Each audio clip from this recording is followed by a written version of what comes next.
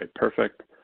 As always, excellent work by Gabriel. Hopefully, similar outcome as last time when everyone got arrested. Wouldn't be surprised. So let's get right to it. Thank you, Nathaniel and ValueWalk, for hosting us. My name is Nathan Anderson, founder of Hindenburg Research. We see over 90% downside in shares of New Pacific Metals, which trades on the TSXV and the OTC. And we see up to 45% downside in Silvercorp Metals, which trades on the New York Stock Exchange, ticker SVM. So here's our legal disclaimer. Hopefully you got all that. Basics on the company. So New Pacific is an exploration stage silver mining company that's roughly 10 years away from potential commercialization. So no revenue, no earnings. Its CEO, Rui Feng, also serves as chairman and CEO of related company Silvercorp, which is a relatively large silver producer. Right now, New Pacific's only active exploration projects are in Bolivia. So since making its flagship purchase in the country in 2017, the stock has ripped about 400%, trades at a market cap of $660 million, at least for now. And Silvercorp trades roughly 800 million market cap. So purely on a fundamental basis. So the company is egregiously overvalued relative to its exploration peers, up to 17x its comparables. As we won't, this is in the slide deck, but we won't show it, but we also hired a technical consultant to do an analysis on the mine as well, and that's going to be certainly available in the PDF for download. So massive outlier relative to its exploration peers. And that's if you believe the numbers. So there are some management red flags. The CEO, Feng, had previously been accused of inflating silver grades at Silvercorp and of questionable related party deals.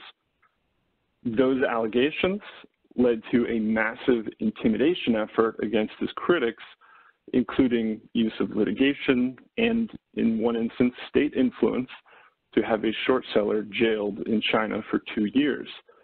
The Globe and Mail at the time reported that Silvercorp paid for the local police investigation and was given standing at the one-day closed-door trial for the short seller, who subsequently served 2 years.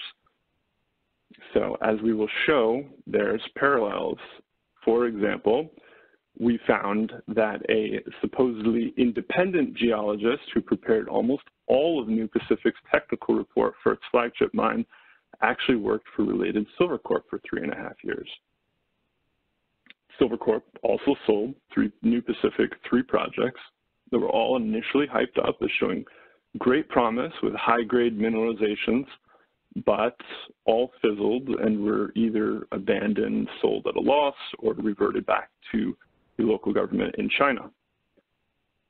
So now, the latest exciting project is called Silver Sand in Bolivia, the company's flagship project, and also it has several nearby Bolivian properties. Part 1, we don't think New Pacific has control over any of its Bolivian projects, and investors seem entirely unaware of this. So going back to 2017, things started off fairly well in Bolivia. The company bought a Bolivian mining entity called Alcira from Chinese owners. It paid $45 million for what was a pretty small 3.17 kilometer project, but it soon expanded and announced a massive deal with the state mining company called Comabol to work 57 square kilometers of land. The deal was reportedly the first foreign company to sign a new mining contract with Comabol since Socialist President Evo Morales had taken power about a decade earlier. And the company seemed to have a great relationship with Cesar Navarro, who was the Minister of Mines at the time. Navarro held 2 signing ceremonies to announce the landmark deals with the company. At one point, New Pacific's president praised Cesar Navarro on the deal, and everything seemed on track for legislative approval, which was required in order to fully ratify the deal. So they sent it to Congress in October 2019, hoping to get it ratified. However, the administration they were working with was later ousted in what was described as a coup. So this picture in the background, that's the electoral court building in the Potosi region where New Pacific operates. Protesters burned it to the ground, which hopefully gives a sense of what they were thinking about the situation. So the new administration accused the ousted administration of corruption, specifically relating to its deals with New Pacific. The new administration accused Cesar Navarro of being in a corrupt alliance with New Pacific's Bolivian subsidiary, Alcira. President Evo Morales and Cesar Navarro then fled to Mexico. Again, investors in the company seem to be largely unaware of all of this, and the company hasn't exactly made it clear. They've disclosed in a risk factor that they need to get their mining contract approved by the legislature, but aside from that, we could find no mention of a coup overturning the administration they've been working with or any of the other political upheaval that has happened. So where are we now? Our base case is that New Pacific's allegedly corrupt and allegedly illegal dealings with the past administration are not going to be supported by the new administration that ousted them by coup. We spoke with multiple high-level political figures and legal experts as part of our review. So in this slide, you can see we spoke with the head of state mining company Comabol, he was the former head, who told us that New Pacific's contract is suspended and that he personally doesn't think it will get approved by the legislature. We also spoke with individuals like a local journalist who had flagged specific signs indicating corruption, including that the new deal was moved very expediently and on very favorable terms. In fact, those terms are now under some debate because they were viewed as being more favorable than actually allowed by the Constitution. We also spoke with a political advisor to the new government who confirmed that the dealings with New Pacific showed signs of corruption. As he alleged, there was a group within the Mines Ministry and the government called INTI that was accepting money from private interests. We also found, as part of our legal review, that New Pacific may have openly violated Bolivian law on its purchase of all of its concessions. So backing up for a minute, a little primer on Bolivian law. Unlike countries like the US and Canada, where a junior exploration company can just develop a property and sell it off, in Bolivia, all transactions must be approved by the state, so no private concession sales allowed. So New Pacific subsidiary looks to have purchased mining concessions without state approval, which is likely not permitted. So do we think the company engaged in private transactions? They paid 85 times more for their entity Alcira, which was the Bolivian entity that held its small flagship project. They paid 85 times more than the previous holders, despite the entity having almost no other assets.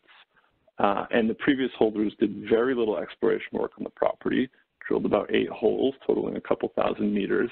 So if not the concessions, what on earth were they paying $45 million for? But that being said, we found another legal issue that could cause a problem, namely the prior owner, that the entity that New Pacific paid $45 million for, already had its concessions stripped on what New Pacific now describes on its flagship property, and those concessions were never fully restored. So during the time that New Pacific actually acquired this entity, they were acquiring not just concessions, but an entity that had a contested interest in concessions. So at the time, Cesar Navarro, the now ousted Minister of Mines, had actually intervened to overturn the revocation of those concessions prior to the sale to New Pacific, but he only completed part of the process. So we spoke with a former state mining authority legal source that told us that the concessions in New Pacific's flagship property are still revoked, and that the company has likely been operating outside the law for the last 5 years. Again, this didn't seem to be a problem when the friendly administration was in there, but that has now seemingly changed quite dramatically. And we see in New Pacific's press releases that they openly acknowledge acquiring concessions, which again looks to be illegal in Bolivia in violation of the Constitution and several other related laws. So we spoke to a lot of people as part of our research, including, in this case, a local cooperative miner who also herds llamas next to New Pacific's flagship property. And he confirmed signs of corruption relating to the deals based on his conversations with state mining company Comabol in particular. He said that Navarro and Comabol were going around essentially saying all of the local property belonged to Alcira, New Pacific's subsidiary. We also spoke with senior political leaders. So when we brought these issues up with the former Speaker of the House and prominent member of the Legislative Majority Mass Party, he said it sounded very serious and suggested he may open a parliamentary investigation into the matter. So despite how obvious this may all seem, Bolivia is still a relatively unpredictable place. It's ranked 123rd out of 180 in Transparency International's corruption rankings. And we had one instance where we spoke with a Bolivian lawmaker who seemed to be extra helpful. So we had actually mentioned the issues of Alcira and New Pacific's contract, asked him where they were in the process, and he essentially offered what seemed to help us either get the contract passed or revoked, depending on our interest in the matter. So we asked him if his friendly offer would come at a price, to which he responded, yes, exactly, and that he could work together with the Senate to see about achieving those interests. So all told, we have that conversation recorded, by the way.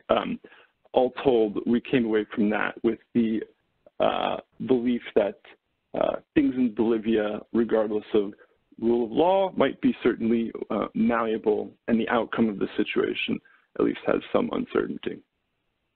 So we also spoke with the Minister of Mines, Carlos Hualpa. He's the new Minister of Mines, who in January alleged a corrupt alliance.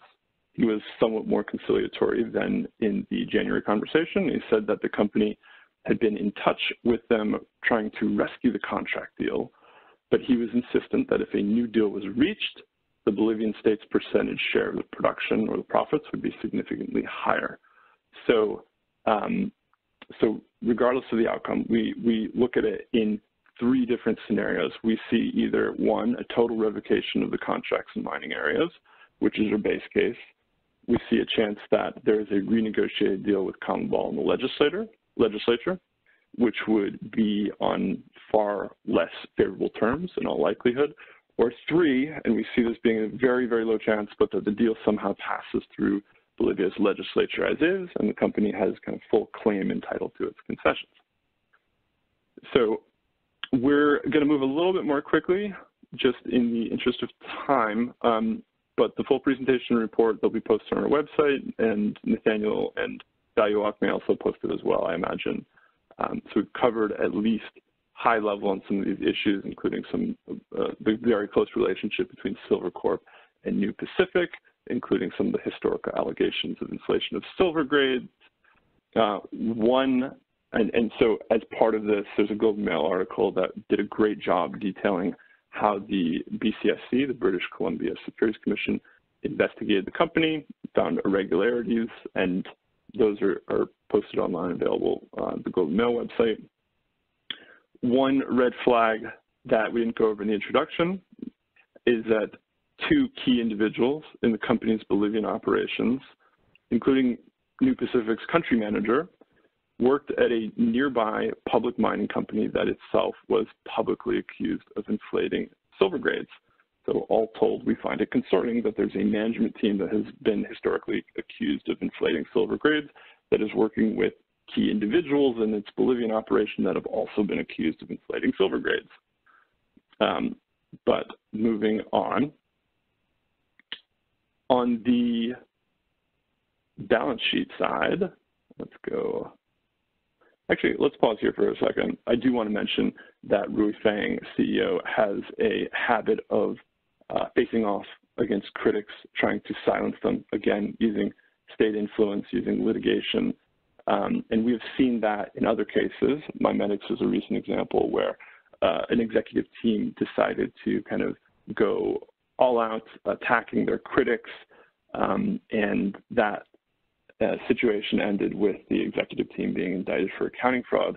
And the point being that a lot of times that is a red flag in and of itself when we see management teams go after critics rather than just responding with facts and responding with their version or their view. That is a sign of a management team that is often desperately trying to avoid transparency.